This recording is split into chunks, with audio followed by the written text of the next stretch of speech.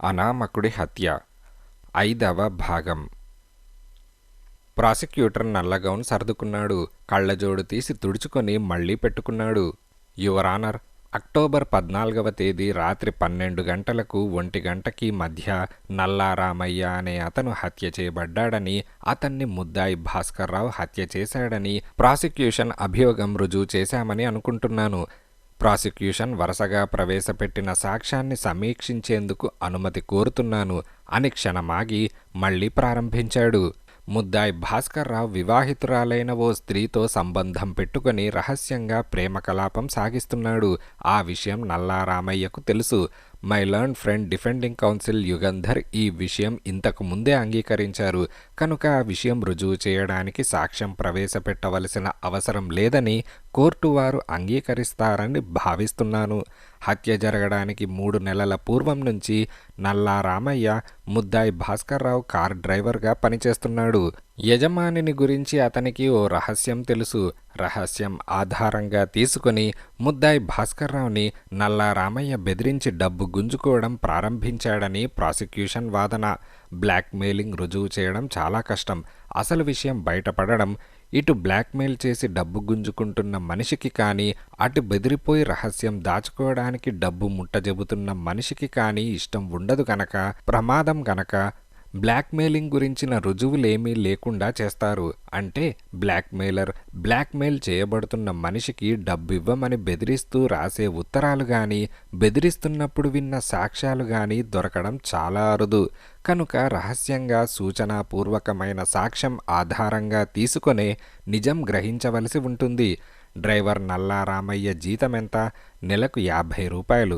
ఆ 50 రూపాయలలో చిల్లి కాని ఖర్చు పెట్టకుండా దాచుకున్నా 375 రూపాయలు ఖరీదు చేసే చేతి గడియారం కొనగలడా? నల్లారామయ్య చాలా పొదుపు మనిషి అయి ఉండవచ్చునని, మంచి చేతి గడియారం కొనుక్కోవాలనే ఆలోచనతో ఎంతో కాలం నుంచి డబ్బు నిల్వ చేసి ఉంటాడని డిఫెన్స్ క్రాస్ పరీక్షలో సూచించింది.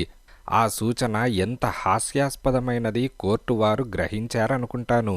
ముద్దాయి భాస్కర్రావు ఇంట్లో పనిచేసే మునియమ్మను నల్లారామయ్య సినిమాకు తీసుకువెళ్ళినప్పుడు, తర్వాత హోటల్కి తీసుకెళ్ళినప్పుడు పెట్టిన ఖర్చును బట్టి అతను ఎంత దుబారా మనిషో తెలుస్తోంది.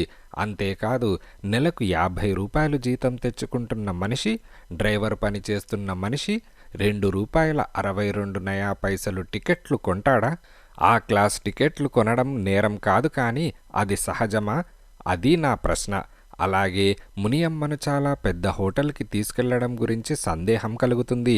పైగా తనకు చాలా డబ్బున్నదని, అక్షయపాత్ర ఉన్నదని చెప్పి నల్లారామయ్య మునియమ్మకు నోట్ల కట్ట ఒకటి చూపించాడు. ఆ కట్టలో అన్ని నోట్లు అయి ఉండవని, పైన కింద ఆ మాత్రం నోట్లు ఉండి ఉండవచ్చని డిఫెన్స్ మునియమ్మను క్రాస్ పరీక్ష చేస్తూ సూచించింది. బహుశా అయి ఉండవచ్చు. ఆ కట్టలో ఉన్నవన్నీ నోట్లేనని ప్రాసిక్యూషన్ రుజువు చేయలేదు. కానీ మధ్య తెల్ల కాగితాలు పెట్టి, పైన కింద నోట్లు పెట్టి మునియమ్మను నల్లారామయ్య మోసం చేయవలసిన అవసరం ఏం కలిగింది? నల్లారామయ్య వద్ద నోట్లున్నాయని మునియమ్మకు తెలియడం వల్ల అతనికి ఏం ప్రయోజనం? ఈ సంశయాలకు సమాధానాలేమిటి? ఏమీ లేవు. నల్లారామయ్యకు జీతం కాక వేరే రాబడి ఏదో ఉండాలి. అందువల్లే అలా ధారాళంగా ఖర్చు పెట్టగలిగాడు. ఇప్పుడిక ఆలోచించవలసింది ఆ రాబడి ఏమిటా అని. ఎక్కడ్నుంచి వచ్చింది అంత డబ్బు? పేకాట ఆడి లాభం సంపాదించాడా? నెలకు 50 రూపాయల జీతం మీద డ్రైవర్గా ఉద్యోగం చేస్తున్న నల్లారామయ్యకు అంత డబ్బు ఎక్కడ్నుంచి వచ్చింది? పోలీస్ దర్యాప్తులో ఆ రాబడికి మార్గం తెలియలేదు. అంటే న్యాయంగా కానీ, బాహాటంగా కానీ ఆర్జించిన సొమ్ము కాదని తేలింది. కనుక ముద్దాయి భాస్కర్రావుని బ్లాక్మెయిల్ చేసి ఆ డబ్బు గుంజుకుంటున్నాడని ప్రాసిక్యూషన్ ఊహించింది. అది కేవలం నిరాధారమైన ఊహ కాదని, భాస్కర్రావుని గురించిన రహస్యం నల్లారామయ్యకు తెలుసునని ప్రాసిక్యూషన్ రుజువు చేసిన విషయం కోర్టు వారికి ఈ సందర్భంలో జ్ఞాపకం చేస్తున్నాను అని తన దగ్గరకు వెళ్ళి గ్లాసుడు మంచినీళ్లు తాగి ప్రాసిక్యూటర్ మళ్లీ ప్రారంభించాడు. ముద్దాయి భాస్కర్రావు నల్లారామయ్యను హత్య చేయడానికి కారణం ఉన్నదా? ఉన్నదని మా వాదన. నల్లారామయ్య చేస్తున్న బ్లాక్మెయిల్ ముద్దాయి భరించలేకపోయాడు. నల్లారామయ్య ఉచ్చులో నుంచి ఈ జన్మలో బయటపడే అవకాశం ముద్దాయికి కనిపించలేదు. నల్లారామయ్యను హత్య చేయడం ఒకటే మార్గమని ముద్దాయి భాస్కర్రావు నిర్ణయించాడు. ఇక హత్య జరిగిన రాత్రి ఏం జరిగింది? ఆ ఇంట్లో ముద్దాయి నల్లారామయ్య ఇద్దరు మాత్రమే ఉన్నారని మనకు తెలుసు. పోలీస్ సార్జెంట్ స్క్వాడ్ కారులో ముద్దాయి ఇంటికి వెళ్ళినప్పుడు ముద్దాయే తలుపు తీశాడు. ఇంట్లో ఇంకెవరూ లేరు. తలుపు లోపల గడియ పెట్టి ఉన్నదని, చాలాసేపు పోలీస్ సార్జెంట్ తలుపు బాదాక గాని ముద్దాయి తలుపు తీయలేదని స్క్వాడ్ కార్ సార్జెంట్ ఇచ్చిన సాక్ష్యం కోర్టు వారు గుర్తించాలి. ముద్దాయి అంతసేపు తలుపు తీయకపోవడానికి కారణమేమిటి? కాలింగ్ బజర్ అంత రణగుణ ధ్వని చేసినా, తలుపు అంతసేపు బాదినా ముద్దాయి ఎందుకు తలుపు తీయలేదు? ఎవరో తనన్ను తలమీద కొట్టారని, స్పృహ లేకుండా పడి ఉన్నానని ముద్దాయి పోలీసులకిచ్చిన వాంగ్మూలం నమ్మదగినదా? ముద్దాయిని ఎవరో తలమీద కొట్టి ఉంటే ఆ కొట్టిన మనిషి ఏమయ్యాడు? ఇంట్లో ఉండాలి కదా. ఆ ఇంటికి ఒకే ఒక తలుపు. ఆ తలుపు లోపల గడియ పెట్టి ఉన్నది. ఇంట్లో ఉన్న మనిషి ఎలా అదృశ్యమవుతాడు? మాయోపాయంతో, మంత్రతంత్రాలతో గాలిలో కలిసిపోయాడా? లేదు, అది అసంభవం. పోలీసులు వెళ్ళిన సమయానికి ముద్దాయి భాస్కర్రావు తప్ప ఇంట్లో ఇంకెవరూ లేరు. అది నిజం. కనుక తనన్ని ఎవరో తలమీద కొట్టారని, తనకు స్పృహ పోయిందని ముద్దాయి చెప్పిన విషయం పూర్తిగా అసత్యం. పోలీసులు వెళ్లి తలుపు తట్టగానే ముద్దాయి కంగారుపడి తను చేసిన ఘాతుకమైన పని తాలూకు నిదర్శనాలేవీ లేకుండా చేయడానికి ఆదరాబాదరా పొయ్యిగదంతా సర్ది తలుపు తీయడానికి అంత ఆలస్యమైంది. ఇల్లు వెతుకుతామని సార్జెంట్ చెప్పగానే ముద్దాయి అభ్యంతరం చెప్పలేదని, సర్చ్ వారెంట్ తెమ్మని పట్టుపట్టలేదని, కనుక పొయ్యి గదిలో ఉన్న ఘోరాల గురించి ముద్దాయికి తెలియదని, నిరభ్యంతరంగా ముద్దాయి పోలీసులను ఇంట్లోకి రానివ్వడం ద్వారా ముద్దాయి నిర్దోషిత్వము, అమాయకత్వము రుజువవుతుందని my learned friend defence counsel సూచించారు. సర్చ్ వారెంట్ తీసుకురమ్మని ముద్దాయి పట్టుబడితే ఏం జరిగేది? ఒక పోలీసు ఉద్యోగి అక్కడ కాపలా ఉండి సర్చ్ వారెంట్ కోసం ఇంకో ఉద్యోగి వెళ్లేవాడు.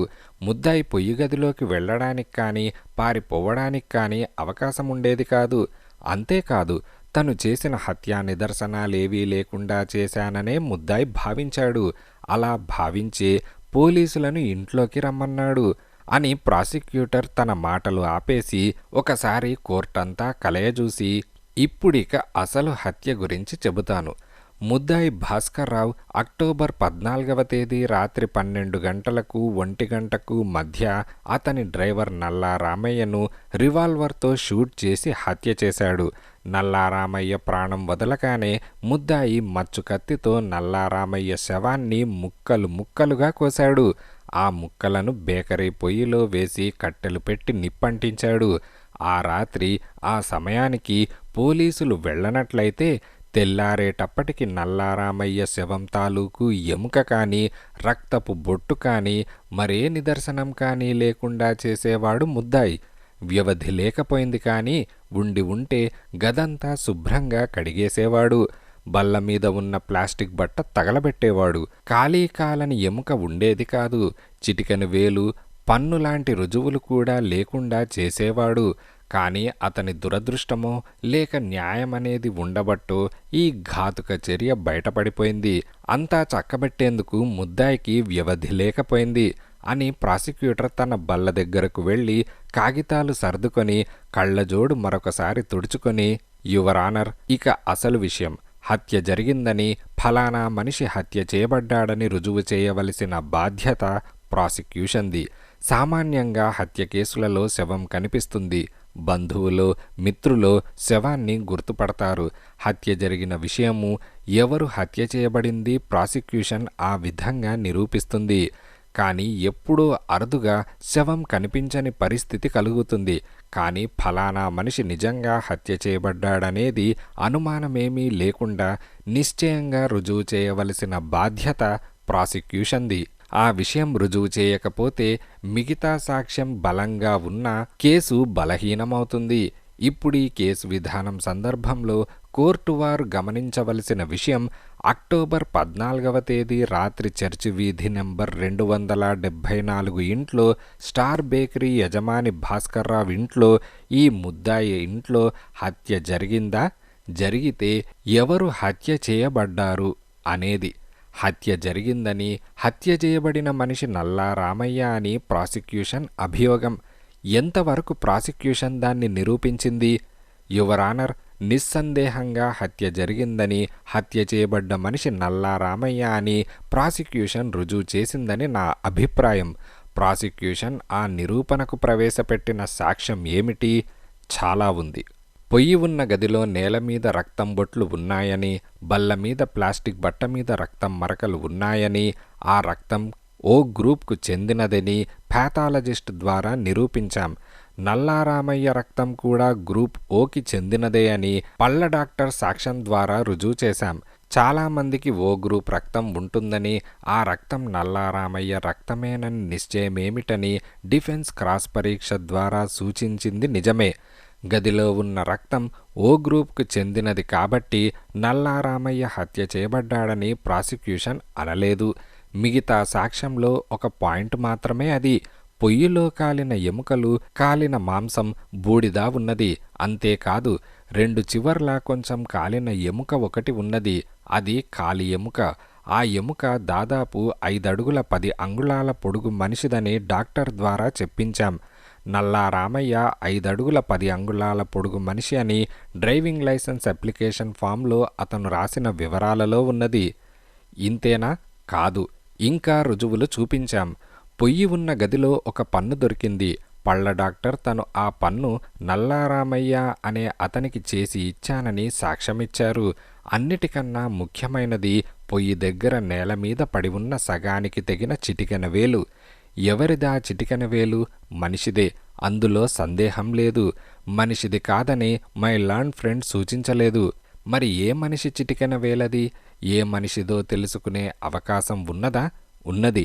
నేర పరిశోధనకు ఆధునిక కాలంలో వేలిముద్రల గుర్తులు ఎంత ఉపయోగపడుతున్నాయో అందరికీ తెలిసిన విషయమే. కొన్ని కోటాను కోట్ల మనుష్యుల వేలిముద్రలు పోల్చి చూసినా ఏ 2 వేలిముద్రలు ఒకలా ఉండవని వేలిముద్రల నిపుణుడు చెప్పారు. ఒక నిపుణుడే కాదు, ప్రపంచంలో అన్ని దేశాలలో వేలిముద్రల నిపుణుల అభిప్రాయం అదే. స్కాట్లాండ్ యార్డ్ వేలిముద్రల శాఖకి కొన్ని దశాబ్దాల పాటు ముఖ్య అధికారిగా ఉన్న చెరిల్ వేలిముద్రల గురించి రాసిన పుస్తకంలో స్పష్టంగా రాశాడు. కళ్ళు అబద్ధం చెప్పవచ్చు, మాటలు పొరపాటున వినవచ్చు, కవల పిల్లలని ఒకరిని చూసి ఇంకొకళ్ళని పొరబడవచ్చు, కానీ వాళ్ల వేలిముద్రలు కూడా ఒక రీతిలో ఉండవు. ఈ విషయం జ్ఞాపకముంచుకోవాలి. నల్లారామయ్య జూలై 8వ తేదీ డ్రైవింగ్ లైసెన్స్ కోసం అప్లికేషన్ పెట్టుకున్నాడు. ఆ అప్లికేషన్ కాగితం మీద ఎడం చేయి 5 వేళ్ల ముద్రలు స్పష్టంగా వేశాడు. ఆ విషయం లైసెన్సింగ్ అధికారి సాక్ష్యమిచ్చాడు. ఆ 5 వేళ్లలో ఒకటి చిటికెన వేలు. యువర్ ఆనర్, ముద్దాయి భాస్కర్రావు ఇంట్లో పొయ్యి గదిలో కనిపించిన సగానికి తెగి ఉన్న చిటికెన వేలు ముద్ర, ఆ అప్లికేషన్లో కాగితం మీద ఉన్న చిటికెన వేలు ముద్ర ఒకే రకంగా ఉన్నాయని, ఒకే మనిషి చిటికెన వేలని వేలిముద్రల నిపుణుడు సాక్ష్యమిచ్చారు. కనుక ఆ సగానికి తెగిన చిటికెన వేలు ఎవరిది? నల్లారామయ్యది. అది ప్రాసిక్యూషన్ సాక్ష్యం. మచ్చు కత్తి మీద, పిస్తాల్ పిడి మీద ముద్దాయి వేలిముద్రలుంటే బావుండేది. నిజమే, కానీ లేవు. హత్యలు చేసేవాళ్లు ప్రాసిక్యూషన్ కేసు రుజువు చేసుకునేందుకు వీలుగా రుజువులు వదలరు. పొయ్యిలో ఉన్న పిస్తాల్ గుండు ముద్దాయి పిస్తాల్లో పేల్చిన గుండేనని బాలిస్టిక్ నిపుణుడి ద్వారా రుజువు చేశాం. హత్య జరిగిందని, హత్య చేయబడ్డ మనిషి నల్లారామయ్య అని, నల్లారామయ్యను హత్య చేయడానికి ముద్దాయికి కారణం ఉన్నదని, హత్య జరిగిన సమయంలో ముద్దాయి తప్ప ఆ ఇంట్లో ఇంకెవరూ లేరని నిరూపించాం. కనుక యువర్ ఆనర్, ముద్దాయిని విచారణకు సెషన్స్కి పంపించవలసిందిగా ప్రార్థిస్తున్నాను అని ప్రాసిక్యూటర్ ముగించాడు. ప్రాసిక్యూటర్ సమీక్ష ముగిసేటప్పటికి మధ్యాహ్నమైంది. భోజనం విరామానికి కోర్టు వాయిదా వేయబడింది. భాస్కర్రావు మీద కేసు చాలా బలంగా ఉన్నదని అందరూ అభిప్రాయపడ్డారు. ఆ బలమైన కేసుని ప్రాసిక్యూటర్ చాలా సమర్థతతో వాదించాడని ప్రాసిక్యూటర్ని మెచ్చుకున్నారు. పత్రికా ప్రతినిధులు సాయంకాలం వచ్చే పత్రికలకు వార్తలు రాసి పంపడానికి తమ టైప్ మిషన్ల దగ్గరకు పరిగెత్తారు. భాస్కర్రావు మీద బలమైన కేసు, ప్రాసిక్యూటర్ సమీక్ష అనే శీర్షికతో వార్తలు వెళ్ళాయి. యుగంధర్ స్నేహితులొకరిద్దరు యుగంధర్ని కలుసుకొని, ఈ కేసు మీకు అనుకూలంగా ఉన్నట్లు లేదే అని సానుభూతి చూపిస్తూ అన్నారు. అప్పటి వరకు యుగంధర్కి అపజయమనేది లేదు. దేనికైనా మొదటిసారి ఉంటుందని, ఇదే యుగంధర్ మొదటిసారి అపజయం అవుతుందని చాలామంది అనుకున్నారు. యుగంధర్ ఛాంబర్స్లోకి వెళ్ళి కూర్చున్నాడు. రాజు నుంచి ఫోన్ కాల్ కోసం క్షణక్షణం చేతి గడియారం చూసుకుంటున్నాడు. టైం అయిపోతోంది. ఇంకో 10 నిమిషాలలో మళ్ళీ విచారణ ప్రారంభమవుతుంది. అంతలో ఫోన్ మోగింది. యుగంధర్ ఆత్రంగా రిసీవర్ తీసుకొని, హలో, యుగంధర్ స్పీకింగ్ అని అనగానే, హలో, నేను రమణి అని రమ అన్నది. యుగంధర్ నిట్టూర్పు వదిలి, హా, ఏమిటి అని అడిగాడు. నేను నిర్ణయం చేసుకున్నాను. నా భర్తతో ఉన్నది ఉన్నట్లుగా మాట్లాడాను. విడాకులిస్తానన్నారు. వెంటనే విడాకులకు ఏర్పాటు చేసుకుంటున్నాను అని రమ అన్నది. అలాగా అని యుగంధర్ అనగానే, మీరేమిటి ఉత్సాహంగా లేరు అని రమ అడిగింది. ఉత్సాహమా? ఎందుకు? నువ్వు చేసుకున్న భర్తను వదిలి విడాకులు తీసుకుంటున్నందుక అని యుగంధర్ కోపంగా అడిగాడు. అదేమిటి, మీరేగా ఏదో ఒకటి నిర్ణయించుకోమన్నారు అని అనగానే, అవును, నిజమే, అబద్ధపు బతుకు కన్నా విడాకులే మేలని చెప్పాను. కానీ దానికన్నా వివేకమైన పని, మంచి పని కట్టుకున్న భర్తతో రాజీపడి సంసారాన్ని నిలబెట్టుకోవడం అని యుగంధర్ అనగానే రమ నిట్టూర్చింది. ఇక ఆ ప్రసక్తి లేదు అని అన్నది. సరే, నీ జీవితం నీ ఇష్టం అని యుగంధర్ అన్నాడు. భాస్కర్రావుని ఈవేళ విడుదల చేస్తారా అని అడిగింది. ఇప్పుడు నిజం నీ భర్తకు తెలుసుగా, కోర్టుకు వచ్చి చూడు అని యుగంధర్ రిసీవర్ పెట్టేసి చేతి గడియారం చూసుకున్నాడు. విచారణ ప్రారంభమవుతుంది. టైం లేదు, కోర్టుకు వెళ్ళాలి. రాజు నుంచి ఫోన్ కాల్ ఇంకా రాలేదు. కాచుకోవడానికి వ్యవధి లేదు. నల్లగౌన్ తొడుక్కొని, తోలు సంచి పట్టుకొని కోర్టులోకి చరచరా వెళ్ళాడు. ఇదిలా ఉండగా, యువర్ ఆనర్, డిఫెన్స్ తరపున ప్రారంభోపన్యాసం ఇవ్వదలుచుకోలేదు. అనవసరమని నా అభిప్రాయం. డిఫెన్స్ మొదటి సాక్షిగా ముద్దాయి భాస్కర్రావుని పిలుస్తున్నాను అని యుగంధర్ అన్నాడు. కోర్టులో సంచలనం కలిగింది. ముద్దాయిని యుగంధర్ బోనెక్కించడం అని అందరూ అనుకున్నారు. ముద్దాయిని క్రాస్ పరీక్ష చేసే అవకాశం ప్రాసిక్యూటర్కి ఎందుకిస్తున్నాడు? ఇదే అందరికీ కలిగిన సందేహం. మీ వద్ద డ్రైవర్గా పనిచేసే నల్లా రామయ్యను మొదటిసారి మీరెప్పుడు చూశారు అని యుగంధర్ అడిగాడు. జూన్ 22వ తేదీ అని భాస్కర్రావు అనగానే, ఎక్కడా అని యుగంధర్ అడిగాడు. నేను బేకరీలో నుంచి బయటకు వచ్చి టాక్సీ చూస్తూ ఉంటే అతను ఖాళీ టాక్సీ డ్రైవ్ చేస్తూ వచ్చి నా ముందాగాడు అని అనగానే, తర్వాత మళ్ళీ ఎప్పుడు చూశారు అని యుగంధర్ అడిగాడు. మర్నాడు 11 గంటల వేళ అమ్మకానికి ఒక కారు తీసుకొచ్చాడు అని భాస్కర్రావు అన్నాడు. కారు తీసుకురమ్మని మీరు చెప్పారా అని యుగంధర్ అనగానే, లేదు, కారు కొనమని, చవకగా ఓ కారున్నదని అతను చెప్పాడు. చవకగా ఉంటే కొంటానని అంతకు ముందు రోజు చెప్పాను అని భాస్కర్రావు అనగానే, అతన్ని మీ డ్రైవర్గా తీసుకోవడం ఎలా జరిగింది అని యుగంధర్ అడిగాడు. నాకు డ్రైవర్ కావాలని చెప్పాను, తను వస్తానన్నాడు అని భాస్కర్రావు అనగానే, జీతం ఎంతిస్తానన్నారు అని యుగంధర్ అడిగాడు. నెలకు 50 రూపాయలు, 2 పూటల భోజనము, కాఫీ, నా ఇంట్లోనే ఉండడము అని అన్నాడు. నల్లా రామయ్యను డ్రైవర్గా మీరు నియమించే ముందు అతనికి డ్రైవింగ్ లైసెన్స్ ఉన్నదో లేదో కనుక్కున్నారా అని యుగంధర్ అనగానే, లేదు, అతను టాక్సీ డ్రైవ్ చేస్తున్నాడు కనుక లైసెన్స్ ఉండాలి అని నేను అనుకున్నాను అని భాస్కర్రావు అనగానే, నల్లారామయ్య మీ వద్ద డ్రైవర్గా కుదిరిన తేదీ చెప్పగలరా అని యుగంధర్ అడిగాడు. జూన్ 23 అని భాస్కర్రావు అన్నాడు. జూలై 8వ తేదీన డ్రైవింగ్ లైసెన్స్ కోసం అతను దరఖాస్తు పెట్టుకున్నాడన్న సాక్ష్యం విన్నారు కదా, కనుక ప్రొఫెషనల్ డ్రైవర్స్ లైసెన్స్ లేకుండా మీ వద్ద నల్లా రామయ్య డ్రైవర్గా చేరి తర్వాత లైసెన్స్ తెచ్చుకొనుండాలి కదూ అని యుగంధర్ అనగానే, అవును అని భాస్కర్రావు అన్నాడు. మీరు ఓ వివాహితురాలితో సాగిస్తున్న ప్రేమ కలాపం గురించి నల్లా రామయ్యకు తెలుసా అని యుగంధర్ అనగానే, తెలుసు, అతను టాక్సీ డ్రైవ్ చేస్తున్నప్పుడు నేనతని టాక్సీలో ఆ స్త్రీని కలుసుకోవడానికి వెళ్ళాను అని భాస్కర్రావు అనగానే, ఆ రహస్యం బయట పెడతానని మిమ్మల్ని బెదిరించి డబ్బు గుంజుకునేవాడా అని యుగంధర్ అనగానే, లేదు అని భాస్కర్రావు అన్నాడు. నల్లా రామయ్య చవకగా ఓ మారిస్ మైనర్ కార్ తెచ్చాడని మీరా కార్ కొన్నారని చెప్పారు. ఎంతకు కొన్నారు అని యుగంధర్ అడిగాడు. 3,000 రూపాయలకు అని భాస్కర్రావు అనగానే, డబ్బు నల్లా రామయ్యకిచ్చారా అని యుగంధర్ అడిగాడు.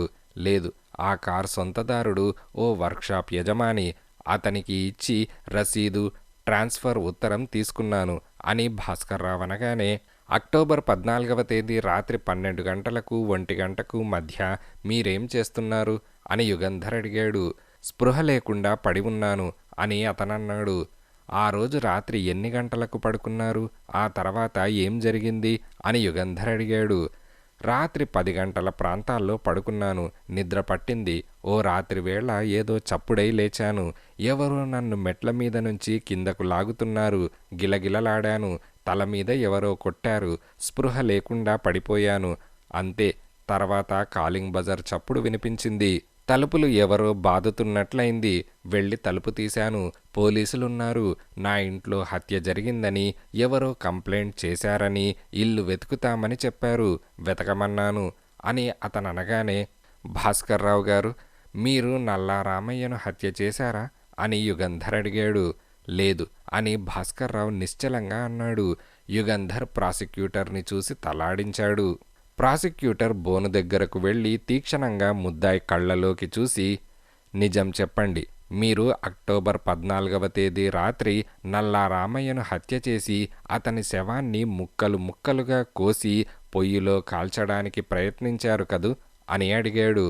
లేదు అని భాస్కర్రావు అన్నాడు. మీ ఇంట్లో అక్టోబర్ 14వ తేదీ రాత్రి ఎవరెవరున్నారు అని యుగంధర్ అని ప్రాసిక్యూటర్ అడిగాడు. నేను నల్లా రామయ్య అని భాస్కర్రావు అనగానే, పోలీసులు వచ్చే సమయానికి తలుపు తెరిచి ఉన్నదా అని ప్రాసిక్యూటర్ అడిగాడు. లేదు అని అన్నాడు. లోపల గడియ పెట్టి ఉన్నదా అని అనగానే, అవును అని అన్నాడు. నల్లా రామయ్య ఇంట్లో ఉన్నాడా అని అనగానే, లేడు అని అన్నాడు. పొయ్యి గదిలో ఎముక, సగానికి తెగిన వేలు, రక్తం ఇవన్నీ ఎలా వచ్చాయి అని అనగానే, నాకు తెలియదు అని భాస్కర్రావు అన్నాడు. తలుపు లోపల గడియ వేసి ఉండగా నల్లా రామయ్య ఎలా మాయమయ్యాడు? ఇంట్లోకి అవన్నీ ఎలా వచ్చాయి? ఇంట్లో ఉన్నది మీరిద్దరేగా అని ప్రాసిక్యూటర్ అడిగాడు. నాకు తెలియదు అని భాస్కర్రావు అన్నాడు. ప్రాసిక్యూటర్ తల విదిలించి వెనక్కు వెళ్ళిపోయాడు, క్రాస్ పరీక్ష ముగిసిందని సూచిస్తూ. తర్వాత సాక్షిగా ఇన్వెస్టిగేటింగ్ ఆఫీసర్ డిటెక్టివ్ ఇన్స్పెక్టర్ స్వరాజ్యరావుని యుగంధర్ పిలిచాడు. ప్రాసిక్యూటర్ చటుక్కున లేచి నిలబడి, ఇన్వెస్టిగేటింగ్ ఆఫీసర్ని డిఫెన్స్ సాక్షిగా పిలుస్తున్నారా అని అడిగాడు. యుగంధర్ అవునని తల ఊపాడు. అందరూ ఆశ్చర్యంతో ఇన్స్పెక్టర్ని చూశారు. అక్టోబర్ 14వ తేదీ చర్చి వీధిలో 274 ఇంటికి మీరు వెళ్ళి ఇల్లంతా వెతికారా అని యుగంధర్ అడిగాడు.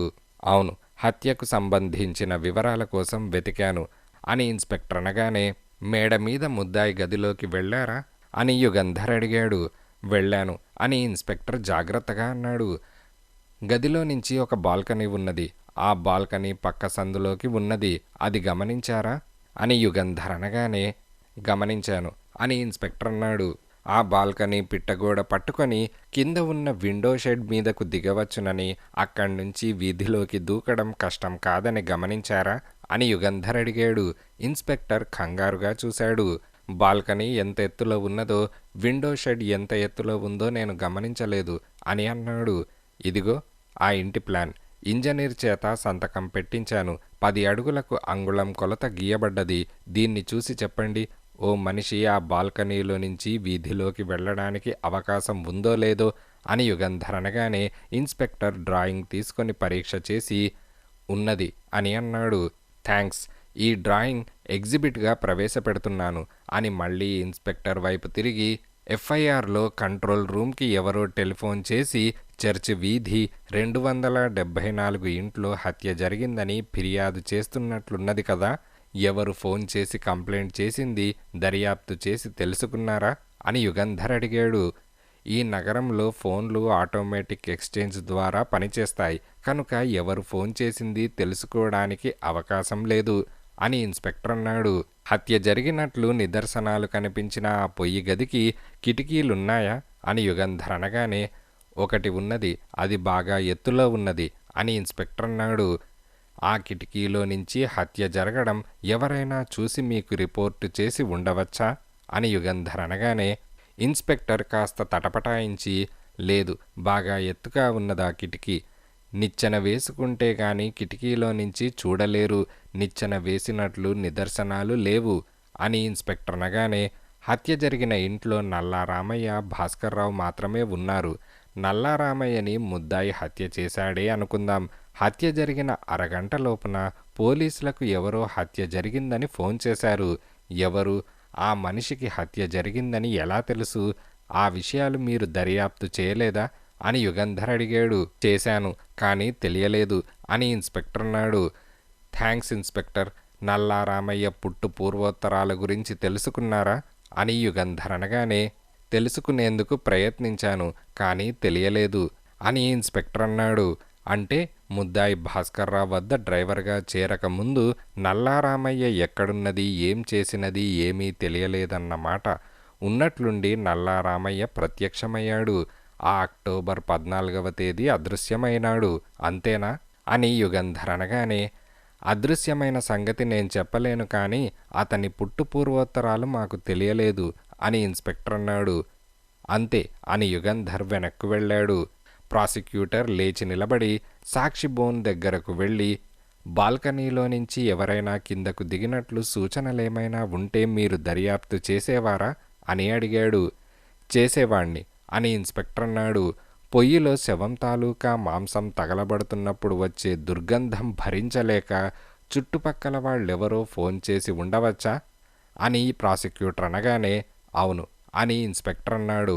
హత్య కేసులో సాక్షిగా రావడం ఇష్టం లేక ఫోన్ చేసిన మనిషి అజ్ఞాతంగా ఉండి ఉండవచ్చా అని ప్రాసిక్యూటర్ అనగానే, అవును అని ఇన్స్పెక్టర్ అన్నాడు.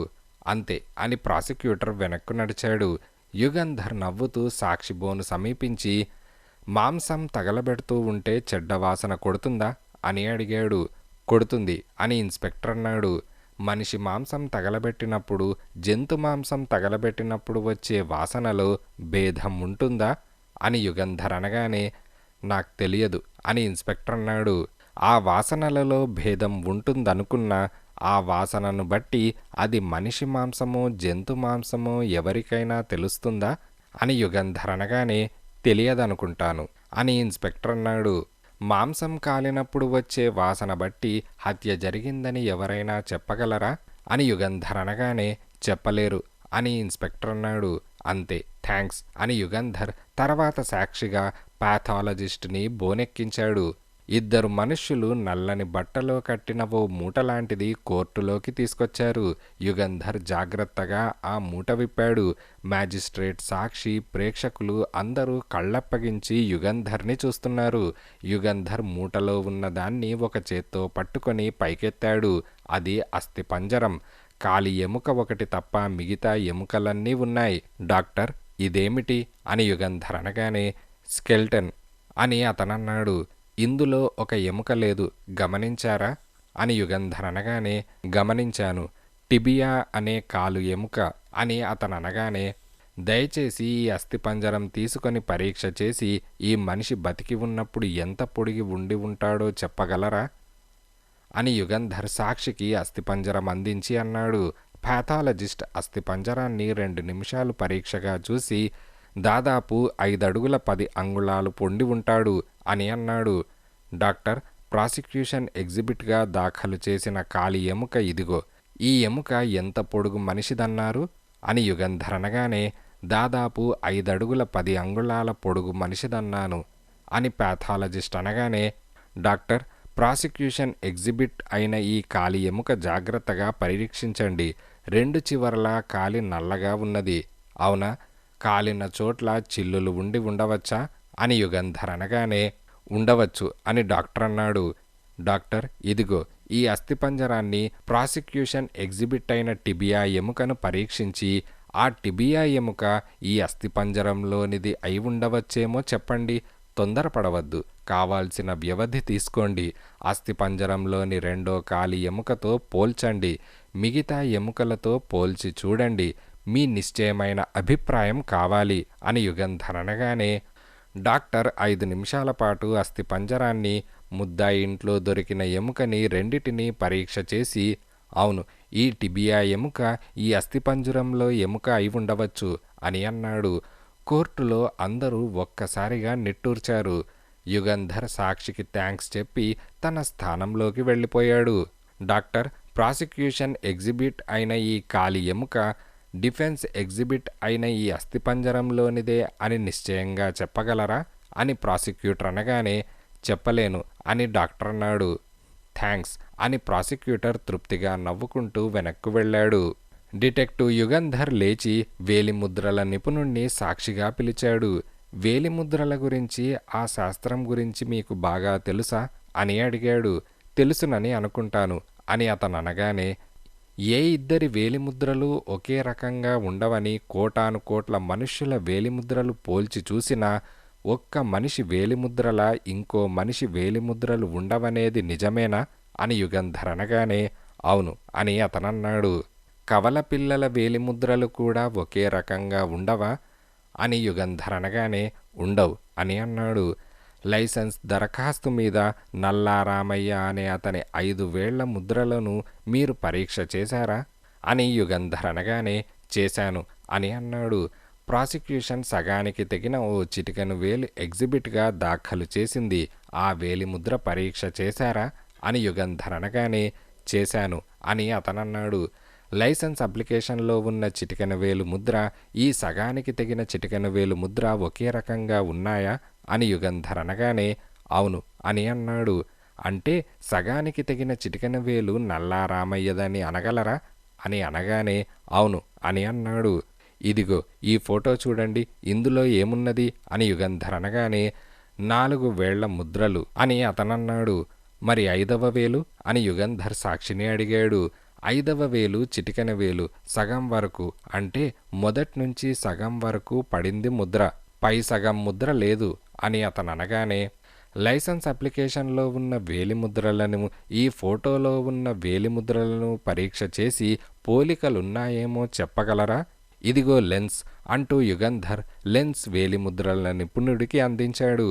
సాక్షి లెన్స్ తీసుకొని యుగంధర్ ఇచ్చిన ఫోటోని ప్రాసిక్యూషన్ ఎగ్జిబిట్గా దాఖలు చేసిన వేలిముద్రలని పోల్చి చూసి 5 నిమిషాల తర్వాత, ఈ 2 ఒక మనిషి చేతి వేలిముద్రలే అని అన్నాడు. తేడా ఏమీ లేదా అని యుగంధర్ అనగానే, లేదు అని అన్నాడు. క్షమించండి, తేడా ఉంది, సరిగ్గా చూసి చెప్పండి అని యుగంధర్ మళ్ళీ అన్నాడు.